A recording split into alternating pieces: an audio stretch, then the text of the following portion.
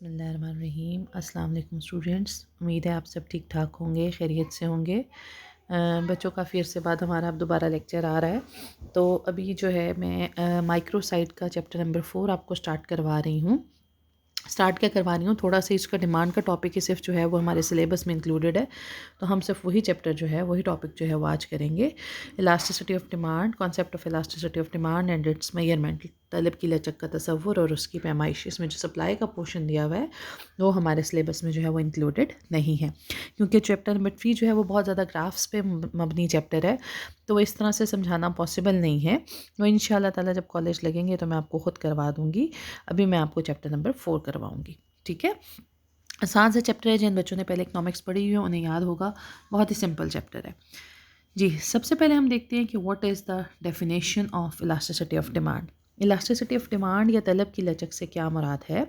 अगर हम इसकी एग्जैक्ट डेफिनेशन देखें तो हम कह सकते हैं कि the degree of responsiveness of change in quantity demand due to the change in its price is known as elasticity of demand.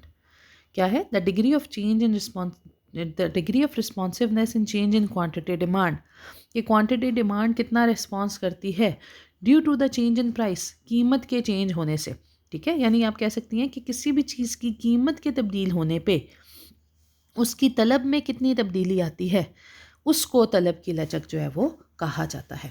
यानी कि कीमत ज़्यादा होने पे तलब कितनी कम हुई या कीमत कम होने पे तलब कितनी ज़्यादा हुई, उसको हम जो है वो इलास्टिसिटी ऑफ डिमांड कहते हैं। अब इसमें शुरू में छोटे छोटे टॉपिक्स नहीं है, मैं आप बुक्स में भी अगर बुक्स ओपन करके मेरे साथ साथ रखेंगी तो ईजी रहेगा। उसमें शुरू में जो फर्स्ट टॉपिक दिया हुआ है छोटा सा, वो दिया हुआ है मोर इलास्टिक डिमांड से क्या मुराद है।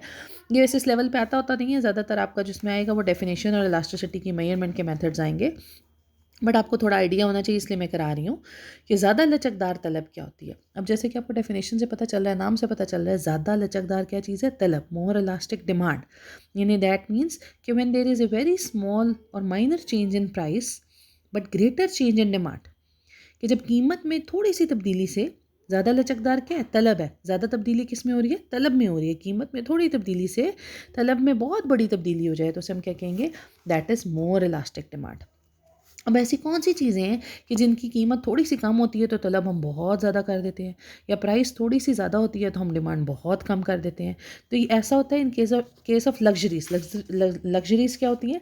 सामान्य तयुश, यानी जैसे टीवी है, एसी है, महंगी महंगी गाड़ियाँ हैं, ठीक है ना। ये वो चीज़ें होती हैं which has the more elastic demand, कि इनका अब आप जब भी टेबल बनाएंगे, उर्दू की बुक में, इंग्लिश की बुक में, इसलिए मैंने यहाँ बनाया ही नहीं कि आप अपनी मर्ज़ी का टेबल बनाएं। आपको ज़हन में एक बात रखनी है कि प्राइस और डिमांड का नेगेटिव रिलेशनशिप है। अगर प्राइस को इंक्रीज़ करना है तो डिमांड को डिक्रीज़ करना है, अगर प्राइस को डिक्रीज़ करना है तो डिमांड को इंक्रीज़ करना है। अब यहाँ पे कितना इंक्रीज़ करना है ये देखें, मोर इलास्टिक डिमांड है, यानी प्राइस में थोड़ी चेंज दिखानी है और ज़्यादा चेंज किस में दिखानी है? डिमांड में दिखानी है। अब प्राइस में थोड़ी चेंज का मतलब कि अगर प्राइस को आप कम करते हो, प्राइस को कम कर रहे हो, जैसे कि उर्दू की किताब में आपको नज़र आ रहा होगा कि कीमत है 1500, 1200, 1000, 800, कीमत में कमी हो रही है और थोड़ी थोड़ी कमी हो रही है, 300, 200 रुपये की कमी हो रही है, ठीक है ना। वो 1200 के बाद 10,000 गलती से है, वो मिस प्रिंटिंग है, वो 1200 के बाद 1000 है और फिर 800 है, उर्दू की बुक्स का कह रही हूँ। तो अब कीमत कम हो रही है तो तलब में क्या होना है? इजाफा होना है। और तलब में कितना इजाफा होना है? ज़्यादा। डेफिनेशन, ये दो बातें हर स्टेप में याद रखनी है। एक तो ये कंफर्म रखें कि कीमत और डिमांड और प्राइस का नेगेटिव रिलेशनशिप है, यानी प्राइस कम करोगे तो डिमांड को ज़्यादा ही करना है, प्राइस को कॉलम को अगर ज़्यादा कर रहे हो तो डिमांड को कम करना है। ये डेफिनेशन सिर्फ ये बताती है कि किस में ज़्यादा इजाफा हो रहा है, किस में कमी। बात समझ आ रही है ना? मोर इलास्टिक डिमांड है, यानी प्राइस में अगर आप इंक्रीज़ दिखाओगे तो जैसे इस तरह इंक्रीज़ दिखा दो, 5, 10, 15, थोड़ा थोड़ा इंक्रीज़ हो रहा है। डिक्रीज़ दिखा रहे हो तो जैसे यहाँ पे 15, 12, 10 लिखा हुआ है, ठीक है, 15, 12, 9 लिखा हुआ है, 1500, 1200, 1000 लिखा हुआ है, ये थोड़ी थोड़ी कमी हो रही है। अब आपकी अगर प्राइस कम हो रही है तो डिमांड क्या होनी चाहिए? ज़्यादा होनी चाहिए। और डिमांड में इजाफा क्या हो रहा है? ज़्यादा नोयत का हो रहा है। ज़्यादा इस तरह दिखा दो, जैसे 10 है उसके बाद 30 दिखा दो, 80 दिखा दो, 90 दिखा दो, यानी प्राइस में थोड़ी तब्दीली से डिमांड में ज़्यादा तब्दीली आ रही है। तो जब उसका कर्व बनेगा तो वो कैसा बनेगा? मोर इलास्टिक कर्व बनेगा, जिसको कहते हैं फ्लैटर कर्व, यानी कि चपटा जो है हमारा जो है वो खत तलब बनेगा। दूसरी है लेस इलास्टिक डिमांड। अब लेस उसका ऑपोजिट होगा। लेस इलास्टिक डिमांड का मतलब क्या है? कि when there is a greater change in price and very smaller change in demand, कि कीमत में बड़ी तब्दीली से भी तलब में बहुत थोड़ी तब्दीली आए, उसको हम कहते हैं it is less elastic demand या कम लचकदार तलब। और ये कौन सी चीज़ें होंगी? बेसिक नेसेसिटीज़ ऑफ लाइफ, जो हमारी रोज़मर्रा की खाने पीने की चीज़ें हैं, आटा, घी, दाल, चावल वगैरह, कि इनकी कीमत अगर बहुत ज़्यादा बढ़ जाती है तो डिमांड एकदम से कम नहीं होती, और अगर कीमत बहुत कम भी हो जाए तो डिमांड में बहुत ज़्यादा इजाफा नहीं होता। ठीक है ना? तो इसमें अब आपने क्या बताना है, लेस इलास्टिक डिमांड का मतलब ये है कि डिमांड में अब थोड़ी तब्दीली दिखानी है और प्राइस में आपने ज़्यादा तब्दीली दिखानी है। पहले जो आपने दिखाया था उसमें प्राइस में थोड़ी तब्दीली थी, डिमांड में ज़्यादा चेंज थी। अब आपने प्राइस में ज़्यादा तब्दीली दिखानी है। देखो जैसे आपकी बुक्स में दिया हुआ है कि 20 से 15, 10, 5 हो गई है, और डिमांड में बहुत थोड़ी चेंज आई है, 5, 6, 7 आई है। या प्राइस जो है वो आपकी 90, 60, 30 बहुत ज़्यादा कम हुई है और डिमांड बहुत थोड़ी बढ़ी है, 5, 6, 7। तो इसका कर्व भी जो है वो कैसा बन रहा है? स्ट्रेट लाइन की शक्ल में बन रहा है, और ये स्टीपर कर्व बन रहा है। उर्दू में इसको कहते हैं कि तिरछा खत है। फिर है ज़ीरो इलास्टिसिटी ऑफ डिमांड, तलब की सिफर लचक। ज़ीरो का मतलब क्या होगा? ज़ीरो इलास्टिसिटी ऑफ डिमांड का मतलब यानी डिमांड में कोई चेंज ना है। ज़ीरो का मतलब क्या होता है? Zero means nothing. ठीक है ना? कि when there is a greater change in price but there will be no change in demand, कि कीमत में इजाफे या कमी से तलब में कोई फ़र्क ना पड़े। जब तलब कांस्टेंट रहे, तो याद रखें ग्राफ में हम तलब किस साइड पे ले रहे हैं? डिमांड एक्स एक्सिस पे ले रहे हैं। डिमांड कांस्टेंट रहे, वेदर प्राइस इंक्रीजेज और डिक्रीजेस, तो इसका कर्व कैसा बनेगा? पैरेलल टू वाई एक्सिस जो है वो इसका हमारा खत बन जाएगा। फिर आता है इनफाइनाइट इलास्टिसिटी ऑफ डिमांड, तलब की लामहदूद लचक। नामहदूद लचक क्या होगी? कि when there is no change in price और very minor change in demand, minor change in price but demand goes on increasing at the same price. लेकिन कीमत में यानी अब तब्दीली नहीं आ रही।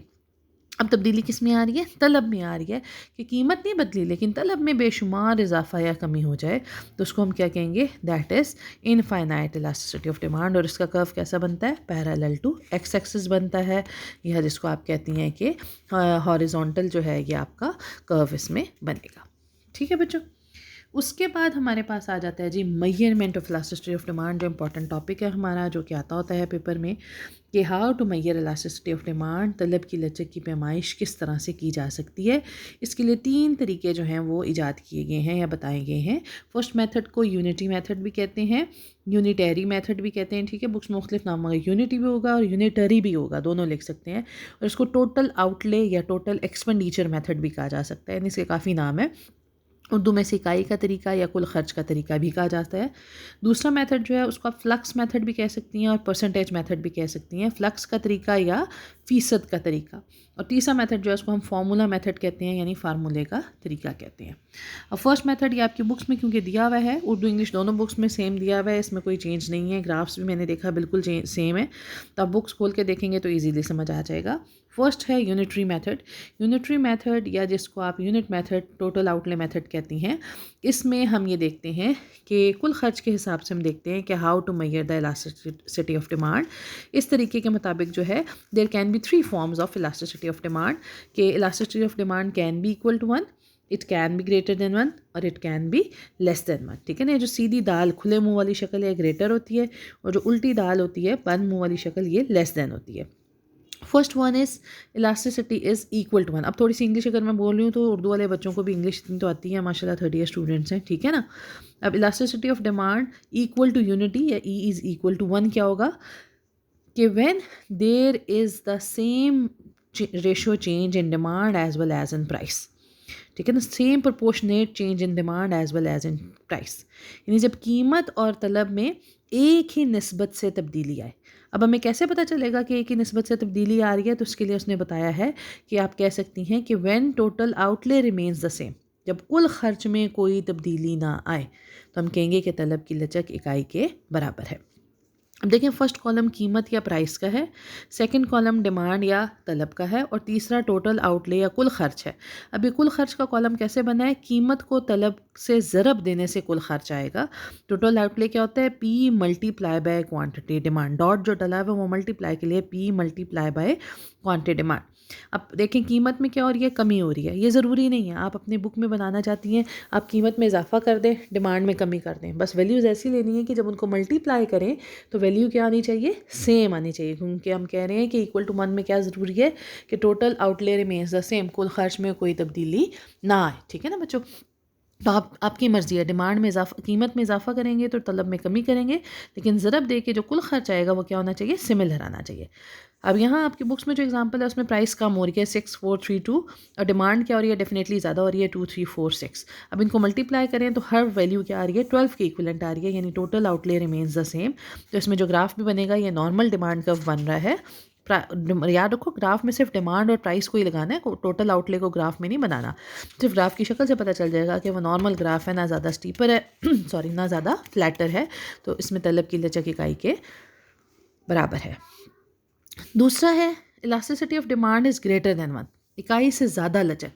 अब ज़्यादा लचक कब होगी कि when there is a lesser change in price but greater change in demand, कि जब proportionate change in demand is more than the change in price, कि जब कीमत के मुकाबले में तलब में ज़्यादा शरह से तब्दीली हो, इकाई से ज़्यादा तलब, जो ज़्यादा लचकदार तलब है, ठीक है ना, क्या कि कीमत के मुकाबले में इकाई में ज़्यादा निस्बत से तलब में ज़्यादा निस्बत से तब्दीली आए, ठीक है ना, तो उसको हम कहेंगे, यानी आप कह सकती हैं कि जब कीमत कम हो, प्राइस कम होने से ख़र्चे में इजाफा हो जाए और प्राइस ज़्यादा होने से ख़र्चे में कमी आ जाए, तो it is elasticity of demand is greater than one. याद रखो, देखो प्राइस और डिमांड का रिलेशनशिप तो याद आप लोगों को क्यों नेगेटिव है, अब वो रिलेशनशिप तो आप नहीं भूल सकते, लेकिन इसमें हमने याद क्या रखना है कि जब प्राइस के ज़्यादा होने से ख़र्चा कम हो जाए और प्राइस के कम होने से ख़र्चा ज़्यादा हो जाए। अब आपकी बुक्स में जो शेड्यूल बना हुआ है इसमें प्राइस है 654, ठीक है, और प्राइस के साथ डेफिनेटली आपने डिमांड की वैल्यू ऐसी लेनी है कि हम कह रहे हैं कि प्राइस के कम होने से ख़र्चे में क्या होना चाहिए, इजाफा होना चाहिए। अब एक बात याद रखो कि प्राइस के कम होने से ख़र्चे में इजाफा होने का मतलब ये है कि ख़र्च और तलब जो है वो एक ही रुख पे जाएंगे, यानी प्राइस कम हो रही है तो तलब में भी इजाफा होगा और ख़र्चे में भी इजाफा हो, प्राइस अगर ज़्यादा हो रही है तो तलब में भी कमी होगी और ख़र्चे में भी कमी होगी, ठीक है ना, क्योंकि प्राइस का डिमांड से भी नेगेटिव रिलेशनशिप है और इकाई से ज़्यादा तलब में प्राइस का खर्चे से भी कौन सा रिलेशनशिप है, नेगेटिव है। अब अगर आपने प्राइस 654 रखी है तो आपने तलब की ऐसी वैल्यूज़ लेनी है, जैसे पहली वैल्यू 2 ले ली, 2 से मल्टीप्लाई हुआ पहला 12 आ गया। अब आपने नेक्स्ट वैल्यू अगर यहाँ पे 3 ली तो 5 3 ज़र 15, वो भी ठीक है। यहाँ बुक में 4 ली है, 5 4 ज़र 20 भी ठीक है। अगली वैल्यू आपने 4 के बाद अगर 5 ली, ठीक है, तो 5 4 ज़र 20 वो रिपीट हो जाएगा, वो सही नहीं है। आपने वैल्यू 6 ले ली, 10 ले ली, तो अगली वैल्यू 40 आ गई। मीन्स ये कि कीमत के कम होने से खर्च बढ़े या कीमत के ज़्यादा होने से खर्च में कमी हो। अब आपने ध्यान से वैल्यूज़ लेनी है, ऐसी वैल्यूज़ लें अपनी मर्ज़ी की लें जिससे बस ये रिलेशनशिप सही शो हो, तो क्या होगी, मोर इलास्टिक डिमांड या elasticity of demand will be greater then one. उसका कर्व भी आपको नज़र आ रहा होगा, मोर इलास्टिक डिमांड जैसे, यानी ये फ्लैटर कर्व बन रहा है, चपटा खत बन रहा है। फिर बच्चों आ जाता है elasticity of demand is less than one, तलब की लचक इकाई से कम। अब इकाई से कम का मतलब क्या होगा, उल्टा हिसाब है, वही कम लचकदार तलब, कि when there is a more proportionate change in price and less proportionate change in demand, कि जब कीमत में ज़्यादा शरह से तब्दीली आए लेकिन तलब में कम शरह से तब्दीली आए, तो उसे हम कहेंगे कि तलब की लचक इकाई से कम है। यानी जब प्राइस कम होने पे कुल खर्च में जो है वो प्राइस ज़्यादा होने पे कुल खर्च में जो है वो इजाफा हो जाए, ठीक है। पहले था प्राइस कम होने पे कुल खर्च में कमी हो जाए, अब हम कहेंगे प्राइस ज़्यादा होने पे जो है वो कुल खर्च में इजाफा हो जाए। यहाँ उर्दू में गलत लिखा हुआ है कि कीमत कम होने पे कुल खर्च में इजाफा हो, आपने लिखना है कीमत ज़्यादा होने पे कुल खर्च में इजाफा हो जाए।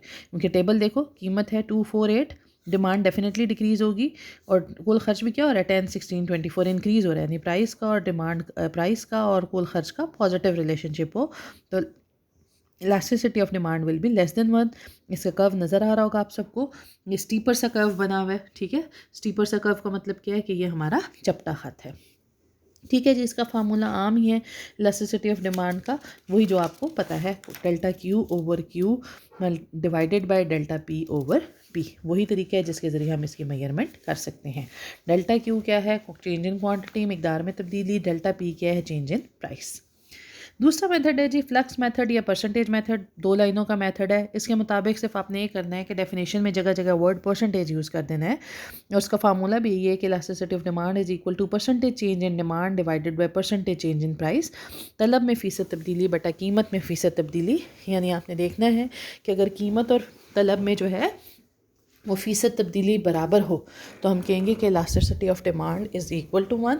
अगर if there is more percentage change in demand price and less percentage change in demand तो हम कहेंगे कि elasticity of demand will be greater than 1। और अगर हम कहेंगे कि more percentage change in price and less percentage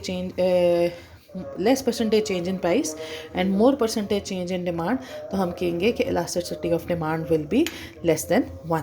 तो इसमें हम जो है यानी परसेंटेज का सिर्फ जो है वो वर्ड लगा देंगे, उसके अलावा उसमें जो है कोई तब्दीली जो है वो नहीं आएगी और इसको आगे मेजरमेंट के कोई तरीके भी उसने एक्सप्लेन नहीं किए हैं। उसके बाद हमारे पास बच्चों आ जाता है तीसरा जो सबसे डिफरेंट तरीका है, दैट इज़ फार्मूला मेथड। इसको हम फार्मूला मेथड भी कह सकते हैं। फार्मूला मेथड या तलब की लच्छी की पैमाइश बज़रिया फार्मूला। अब इस फार्मूला मेथड में भी आपको नज़र आ रहा होगा, पहला है आर्क इलास्टिसिटी मेथड या आर्क इलास्टिसिटी फार्मूला, कॉची लचक का फार्मूला। अब कॉची लचक का फार्मूला क्या है? कॉची लचक का फार्मूला हमारे पास ये है कि कॉची लचक के फार्मूले के बारे में हम कह सकते हैं कि हमारे पास यहाँ पे जो है किसी चीज़ की कीमत और तलब में नुमायाँ तब्दीली हो। अब आर्क कब बनती है, याद रखो, आर्क तब बनती है जब ये देखें, ये जो कॉस बनी हुई है, कॉस कब बनती है हमारे पास, ये वाली, ये आर्क है, ठीक है। अब ये आर्क कब बनेगी? ये आर्क तभी बनती है when there is a prominent change between the 2 points, यानी जब कीमत और तलब में वाज़ेह तब्दीली हो, ठीक है ना। ये कीमत के ज़्यादा होने से वाज़ेह तौर पे तलब में कमी हो या कीमत में कमी से वाज़ेह तौर पे तलब में इजाफा हो तो हम कहेंगे कि ये आर्क इलास्टिसिटी ऑफ डिमांड है। When there is a prominent change, अब यहाँ पे ए और बी आपको ये दोनों नज़र आ रहे हैं, ए और बी क्या हैं, ये प्रोमिनेंट चेंज को शो कर रहे हैं कि प्राइस अगर कम हो रही है तो डिमांड में इजाफा हो रहा है, या प्राइस ज़्यादा हो रही है तो डिमांड में कमी हो रही है। इसका शेड्यूल भी उन्होंने दिया हुआ है। ग्राफ यूँ स्ट्रेट लाइन में भी हो सकता है और कर्वी भी हो सकता है, दोनों तरह हो सकते हैं। ये प्राइस क्या है, 25 से 20 हो रही है और क्वांटिटी डिमांड क्या है, 8 से 10 हो रही है। पहली प्राइस पी नॉट है, पहली क्वांटिटी क्यू नॉट है, दूसरी प्राइस पी वन है, दूसरी क्वांटिटी क्यू वन है। फार्मूला इसका दिया हुआ है Q not minus Q one over Q not plus Q one divided by P not minus P one divided by P not plus P one. तो हम इस फार्मूले की मदद से इसको सॉल्व कर सकते हैं और इसको हम हल जो है वो कर सकते हैं, ठीक है बच्चों। फिर उसके बाद हमारे पास दूसरा जो इसमें आ जाता है मेथड, वो आ जाता है पॉइंट इलास्टिसिटी ऑफ डिमांड, नुक्ती लचक का फार्मूला। अब नुक्ती का मतलब क्या है? When there is a very minor change in price and demand, ठीक है ना। This formula has been given by the Marshall, ये प्रोफेसर मार्शल का फार्मूला, और वो कहते हैं कि जब कीमत और तलब में इंतहाई मामूली तब्दीली वाक़या हो, यानी कीमत में इजाफे से तलब में बहुत कम कमी हो या कीमत में कमी से तलब में बहुत कम इजाफा हो, तो उसको हम कहेंगे कि वो नुक्ती लचक या पॉइंट इलास्टिसिटी ऑफ डिमांड है। अब टेबल आपको बुक में नज़र, इसका फार्मूला पहले देख लें क्या है, delta Q over Q into P over delta P. Schedule आपको नज़र आ रहा होगा, देखो प्राइस क्या है, 2 से 2 रुपये से 2 से 2.01, कितनी थोड़ी सी कीमत में इजाफा हुआ है। और डिमांड क्या है, 400 से 398, डिमांड में तब्दीली भी कितनी हुई है, बहुत थोड़ी सी हुई है, यानी नुक्ता बराबर, नुक्ता क्या होता है, पॉइंट, यानी पॉइंट बराबर जब तब्दीली हो रही है, कीमत में थोड़े से इजाफे से तलब में थोड़ी सी कमी हो रही है, तो इसको हम कहेंगे there is a point elasticity of demand. इसका ग्राफ नज़र आ रहा होगा, बी और ए का डिफरेंस नज़र आ रहा होगा कि कितना थोड़ा सा है, यानी इतना थोड़ा फ़र्क है कि दूर से देखने में वो नुक्ता बराबर लगता है, तो उसको हम कहेंगे कि हमारा नुक्ते लचक का फार्मूला है, ठीक है बच्चों जी। फिर है ज्योमेट्रिक मेथड। अब ज्योमेट्रिक मेथड में हमारे पास अगर हम देखें तो पॉइंट इलास्टिसिटी ऑफ डिमांड को हम ज्योमेट्रिक मेथड में भी दो तरीक़ों से एक्सप्लेन कर सकते हैं। एक है स्ट्रेट लाइन की शक्ल में और एक है कर्व की शक्ल में, क्योंकि आपको पता है डिमांड कर्व लाइन भी हो सकता है और कर्व भी हो सकता है। कर्व तो बहुत आसान है, स्ट्रेट लाइन की शक्ल में ज़रा गौर कर लें, ये डायग्राम उर्दू इंग्लिश दोनों में बनी होगी। इस तरीके में ये जो आपको एक बड़ा सा कर्व नज़र आ रहा है ए बी लाइन का, ये ए बी बेसिकली क्या है, ये डिमांड कर्व है और हमने इसको जो है वो दोनों एक्सेस तक एक्सटेंड कर दिया है। एक्स एक्सेस तक इसको एक्सटेंड किया है तो इसका पॉइंट रख दिया ए, और वाई एक्सेस तक इसको एक्सटेंड किया तो नाम रख दिया इसका बी, ठीक है ना। तो इस पूरे कर्व का नाम क्या हो गया, ए बी, हमने ये लाइन बना ली, ठीक है। अब आप सबको पता है कि जो ज़ीरो इसमें ऑरिजन है ये, ठीक है। अब ये ज़ीरो जो है ऑरिजन, इससे जो यहाँ से ज़ीरो से सीधा सीधा हाफ जाएगा यानी ये हमारे पास ये देखो ना, ये 90 का एंगल है, यूं कर्व, ये 90 का एंगल है, तो 0 से करेंगे तो वो 45 डिग्री होगा, यानी हाफ हाफ हो जाएगा। तो जो पूरा मिड होता है, मिड पे हमेशा इलास्टिसिटी ऑफ डिमांड किसके इक्वल होती है? 1 के इक्वल होती है सेंटर में। 1 का मतलब ये है कि हाफ हाफ इक्वल डिफरेंस है, ठीक है, जैसे मैंने बताया। तो बीच में पहले तो आप लाइन, ये मैंने रफ लाइन लगाई है, यानी आप यूँ लाइन लगा के बता दोगे कि दरमियान में जो इलास्टिसिटी ऑफ डिमांड कितनी है, वो 1 के इक्वल है। अब इसको हमने ज्योमेट्रिकली प्रूफ भी करना है कि वाकई ये 1 के इक्वल है ई पॉइंट पे या नहीं है। अब जब भी हमने इस ई पॉइंट पे इलास्टिसिटी ऑफ डिमांड को शो करना है, किसी भी पॉइंट पे जब आपने इलास्टिसिटी फाइंड करनी होती है, तो उसका तरीका मैथ्स में क्या होता है कि उस पॉइंट से लेकर एक्स एक्सिस तक का डिस्टेंस डिवाइडेड बाय उस पॉइंट से लेकर वाई एक्सिस तक का डिस्टेंस, ठीक है। यानी मैंने इस ई पॉइंट पे इलास्टिसिटी ऑफ डिमांड फाइंड करनी है, तो फार्मूला क्या होगा, ई से लेकर एक्स एक्सिस पे क्या है, ए, यानी ई ए डिवाइडेड बाय ई बी। अब क्योंकि यहाँ पे आप सबको नज़र आ रहा है कि ई ए और ई बी जो है वो दोनों बराबर है, क्योंकि सेंटर का पॉइंट लिया गया है, तो definitely elasticity of demand is equal to 1। अब इस पॉइंट से नीचे और ऊपर कहीं भी कोई पॉइंट ले लो तो एक जगह पे ग्रेटर होगा और एक जगह पे लेस होगा, ठीक है। अब फर्स्ट करो हम ये नीचे वाला पॉइंट लेते हैं, जैसे E2 लिया हुआ है इन्होंने। अब कैसे इसने लिखा कि E2 पे जो है ये लेस देन 1 है। अब E2 पे फार्मूला लगाओ, E2 पे क्या होगा फार्मूला, E2A, मैंने कहा ना एक्स तक डिफरेंस डिवाइडेड बाय वाई तक distance, E2A divided by E2B। अब देखो E2A छोटा है और E2B बड़ा है, यानी न्यूमरेटर छोटा है और डिनोमिनेटर बड़ा है। जब ऊपर वैल्यू छोटी हो और नीचे बड़ी हो तो आंसर क्या होगा, लेस देन 1 होगा। इसलिए हमने कह दिया कि ये सारा एरिया E से नीचे नीचे तक A तक जितना एरिया जा रहा है इन बिटवीन E से यहाँ A तक, वो सारे का सारा क्या है, इलास्टिसिटी इज़ लेस देन 1। अब फर्स्ट करो मैंने यहाँ E1 पे इलास्टिसिटी देखनी है। E1 पे क्या होगा formula, E1 divided by A, E1A divided by E1B। अब E1A बड़ा है और E1B छोटा है, यानी ऊपर की वैल्यू बड़ी आ रही है और नीचे की वैल्यू छोटी आ रही है। इसका मतलब है E से ऊपर जितना भी एरिया है वो सारा क्या शो कर रहा है, elasticity of demand is greater than 1। E point के ऊपर इलास्टिसिटी एक्स एक्सिस को जब टच कर रहा है तो कितनी होगी, 0 होगी, और बी पॉइंट के ऊपर इलास्टिसिटी जब वाई एक्सिस को टच कर रहा है तो कितनी होगी, ये आपकी इलास्टिसिटी जो है वो इन्फिनिटी के बराबर होगी, यानी लामहदूद लचक होगी, जो भी पीछे आपको कराया था। अब उसी में बचे यहाँ पे आगे दिया हुआ है कॉस की सूरत में, ये कर्व की सूरत में। कर्व की सूरत में जिस पॉइंट पे भी आपने इलास्टिसिटी ऑफ डिमांड को फाइंड करना है, उस पॉइंट पे आप क्या करेंगे, एक परपेंडिकुलर ड्रॉ करेंगे, एक टेंजेंट ड्रॉ करेंगे उस पॉइंट पे, ठीक है। जैसे आपने इस पॉइंट पे जो है वो इलास्टिसिटी फाइंड करनी है, तो इस पॉइंट पे ये देखें, ये जैसे ये रहा है ना, इस पॉइंट पे इलास्टिसिटी फाइंड करनी है, तो you will draw a line, या आप इस पर एक टेंजेंट ड्रॉ करेंगे। उस टेंजेंट की डायरेक्शन से पता चल जाएगा कि elasticity of demand is equal to 1, less than 1 और ग्रेटर देन 1। आप इलास्टिसिटी ऑफ डिमांड को उसके ज़रिए जो है वो फाइंड कर सकती हैं। जैसे यहाँ पे इन्होंने टेंजेंट ड्रॉ किया तो टेंजेंट लाइन सीधी आ रही है, दैट मीन्स कि इस बीच के पॉइंट में इलास्टिसिटी ऑफ डिमांड क्या है, यहाँ पे elasticity of demand is equal to 1। अगर ये कहीं नीचे ड्रॉ करते तो पता चल जाता लेस देन 1 है, ऊपर ड्रॉ करते तो पता चल जाता वो ग्रेटर देन 1 है, ठीक है ना। तो यानी हम इसके ज़रिए इसको फाइंड कर सकते हैं। इसके बाद हमारे पास इसमें जो एक और छोटा सा हमारा टॉपिक है, लास्ट टॉपिक जो हमने करना है, that is elasticity, cross elasticity of demand, तलब की मुतकाते लचक। ठीक है बच्चों, ये मैंने खुद वर्कशीट्स बना के दी हैं, ये आपने इस तरीके से क्वेश्चन अटैम्प्ट करना है, बुक के तरीके से नहीं करना, क्योंकि 10 नंबर का आता है और बुक में बहुत छोटा सा दिया हुआ है और समझ भी नहीं आ रहा, ठीक है। सबसे पहले आपने you have to write down the definition मैंने यहाँ नहीं लिखी क्योंकि बुक में डेफिनेशन दी हुई है। क्रॉस इलास्टिसिटी या मुतकाते लचक का क्या मतलब है, क्रॉस इलास्टिसिटी ऑफ डिमांड की डेफिनेशन आप ऐसे कह सकती हैं कि change in price of commodity, one commodity results the change in demand for other commodity while the price of that commodity remains the same। यानी आप कह सकती हैं कि the degree of responsiveness of quantity demand of good A to change in price of good B is known as cross elasticity of demand. कि अलिफ शय की कीमत में तब्दीली से बे शय की तलब में तब्दीली आ जाए, जबकि बे शय की अपनी कीमत में कोई तब्दीली ना आए, तो उसे तलब की मुतकाते लचक कहते हैं। किताबों में एग्जैक्ट डेफिनेशन दी हुई है। ए बी अलिफ बे का मतलब है कि if there are two goods, आसान अल्फाज में समझा दूँ, टू गुड्स, दो चीज़ें हैं, तो एक चीज़ की प्राइस के ज़्यादा या कम होने से एक चीज़ की प्राइस चेंज हुई तो उस चीज़ की डिमांड तो बदली, लेकिन जो दूसरी चीज़ थी जिसकी प्राइस चेंज नहीं हुई थी उसके डिमांड में भी चेंज आ जाए, तो इसको हम क्या कहेंगे, that is cross elasticity of demand. इसका फार्मूला ये मैंने लिखा हुआ है EC, इसके बाद हम फार्मूला लिखेंगे delta QA/QA into PB over delta PB। नीचे एक्सप्लेन भी मैंने कर दिया। EC का मतलब क्रॉस इलास्टिसिटी ऑफ डिमांड, तलब की मुतकाते लचक। QA का मतलब quantity demand of a good, अलिफ शय की तलब। QB का मतलब बी गुड की demand quantity, price P a good की प्राइस, और PB बी गुड की प्राइस।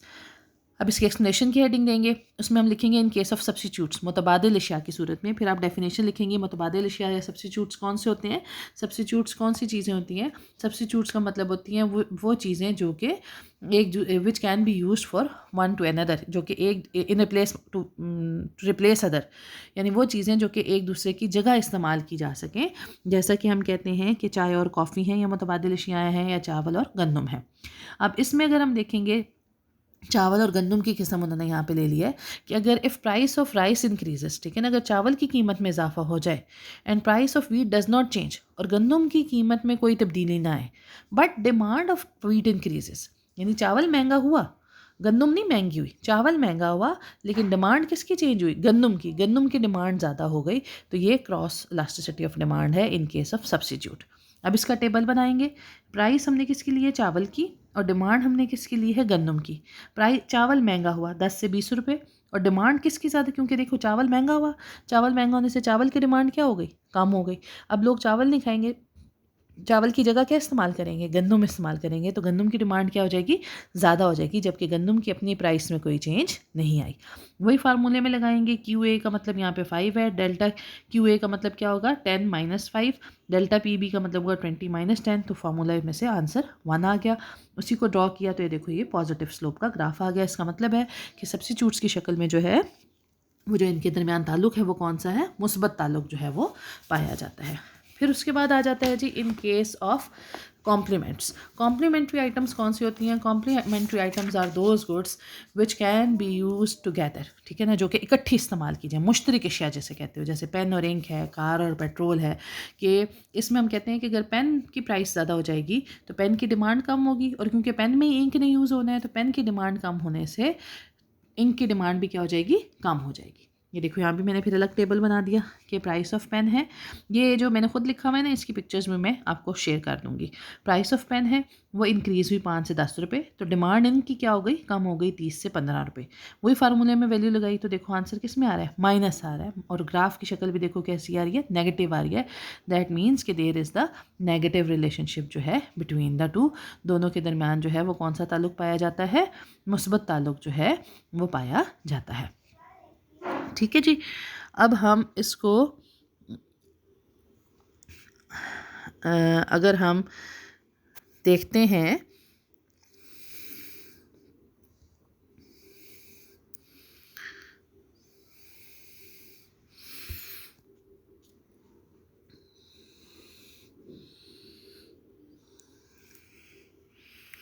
तो इस तरह से हम इसको एक्सप्लेन कर सकते हैं। ठीक है बच्चों, ध्यान से पढ़िएगा, उम्मीद आपको समझ आ गया होगा। Thank you.